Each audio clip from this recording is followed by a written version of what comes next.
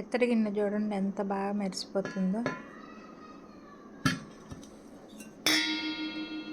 ఇది చింతపండు మొన్న ఉగాది పండుగ రోజు ఉప్పేసి ఫ్రిడ్జ్లో పెట్టానండి. మిగిలిన చింతపండు, ఉగాది పచ్చడిలో మిగిలిన చింతపండు అది ఫ్రిడ్జ్లో పెట్టాను. ఈరోజు తోమాను, ఎంత తెల్లగా వచ్చినాయో చూడండి.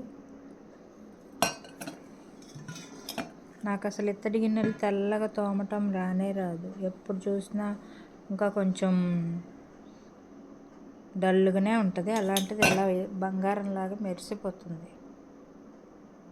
ఎవరైనా కావాలంటే ఇట్లా ఫ్రిడ్జ్లో పెట్టుకొని తోముకోండి. మీకు ఇంకా ఏవి వాడుకోవాల్సిన అవసరం లేదు. కెమికల్స్,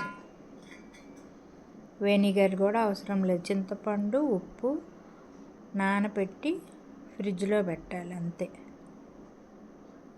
చాలా బాగా మెరిసిపోతుందండి, బంగారంలాగా మెరిసిపోతుంది.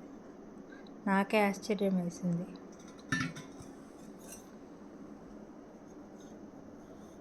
అరగంట తోమినా నాకు ఇంత తెల్లగా రావు. ఊరికనే ఇలా రుద్దాను అంతే, తెల్లగా మెరిసిపోతున్నాయి.